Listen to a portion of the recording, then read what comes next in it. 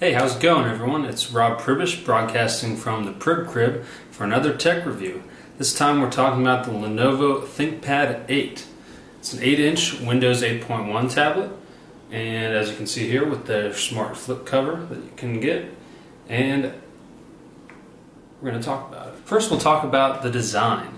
It's a really nice design. This is Lenovo's Thinkpad brand, so it's made for professionals. It's got a nice aluminum back, nice Thinkpad logo that lights up when it turns on, and a nice little red ring around the camera. Just kind of nice features that look really nice and make it feel just like they put a little bit of thought into the design, especially compared to some of their regular Lenovo Idea Center. On the sides we've got rubberized, and it makes it really comfortable to hold. It's kind of tapered. So on the bottom we've got a headphone jack. That's a combo jack, so microphone and headphones. We've got stereo speakers. Obviously they're only stereo if you're in portrait mode. Otherwise they're going to be on the left or right side of the screen. And on the right side of the device, we've got a micro USB 3.0 slot. We've got volume rocker and power button. These buttons are kind of hard to press. They kind of blend in with the surrounding rubber bits, but you kind of get used to it. Around the side we've got the magnetic holder for the smart cover. And underneath you'll find we've got this door. It's got the micro SD slot in there, and eventually there will be an LTE model available, and that will be right there for the SIM slot. We've also got a micro HDMI, which is a great feature in a tablet like this, especially if you want to be able to project it, use it on a TV or something like that. I'll talk a little bit about the smart cover. Works just like anything else. It'll lock it, it'll unlock it. Neat feature though is if you pull it around back and you want to take a picture, flip this down,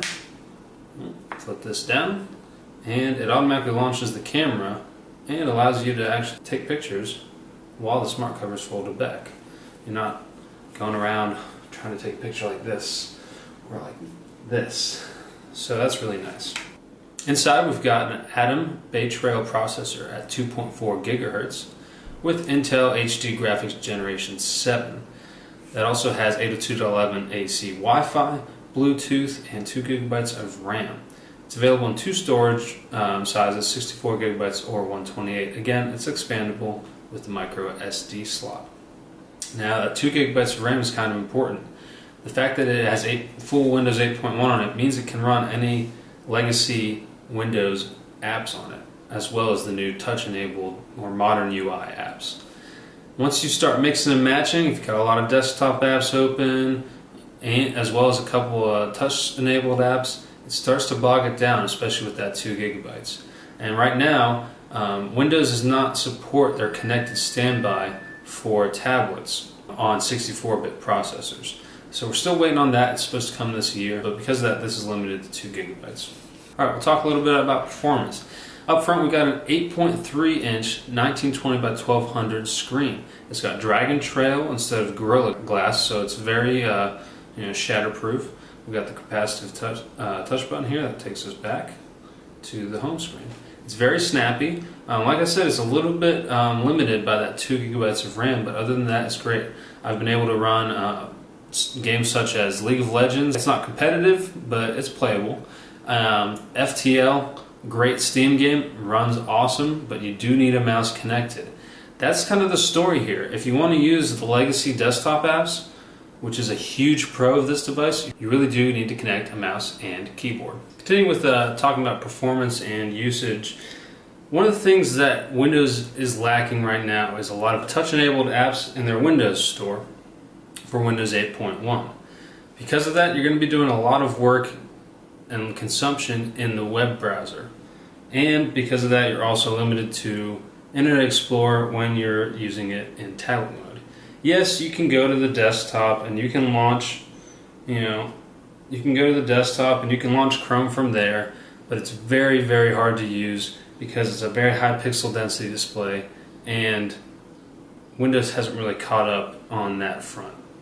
They added a couple more options for scaling the UI in Windows 8.1. It's nothing compared to the iPads or Macs with Retina display or even Android tablets in terms of UI scaling. So that's a big con. That's a big drawback from a Windows tablet.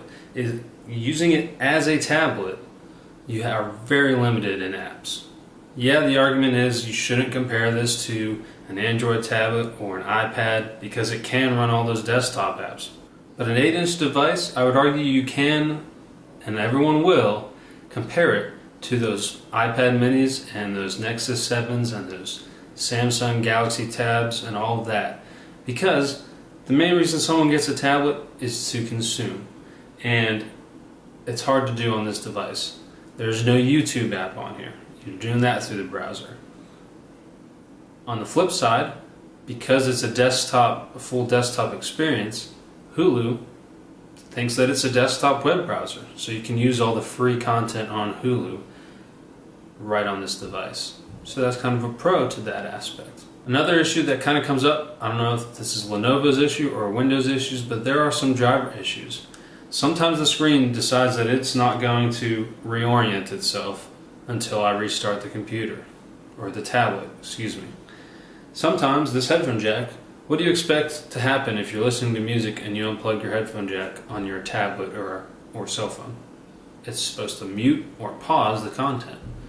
This rarely does that. But that's kind of the story here. I've noticed some weird issues related to drivers and related to Windows, and it really pulls you out of that nice fluid tablet UI that Windows has worked so hard on. A lot of people have kind of given Windows crap for going back and giving us that desktop mode and giving us that start menu and kind of splitting up into two kind of very different UIs. And for that, I kind of agree with them. Maybe they should have just come out with a tablet UI that was completely separate from their desktop UI. So to wrap it all up, I do think this is like the best Windows 8 tablet out there, especially in this form factor of 8-inch and below. There's lots of competitors in this. Dell, Toshiba, even Lenovo has a very similar product. But this one has the highest pixel density display with that micro HDMI. I think Toshiba has one with micro HDMI, but it's a very low res display. So the high res is really great. Really nice to be able to see full HD content on it. That being said, I would not recommend someone who's searching for a tablet to get a Windows tablet. If you're in the market for a tablet, especially one of this size, I would highly suggest going Android or even iPad. iPad's going to be a little more expensive. This one was $399, so it's right in the same ballpark as the iPad mini. But Androids are down there below $300. Samsung's got a great one, and Nexus 7 obviously is a great one. If you want a Windows tablet, if you've done your research, get this one. Especially if you want a smaller screen, more portable. This is small enough that it feels portable. I can stick it in my back pocket of my jeans, believe it or not. So there you have it. Pretty cool device. One thing I will say, and this is sort of related to this product, but it's more of a ding on the actual manufacturer than the product itself. And that is that it had a terrible launch, this product. It was announced back at CES, and I ordered it the first day that you could order it. Note, I was ordering it. They never said anything about a pre-order. First estimate was 3 weeks to ship. I didn't get this thing for another 2 months. And now if you go on their website, you can't even find it. You have to search it, and you'll eventually find a page on Lenovo's website that says sold out.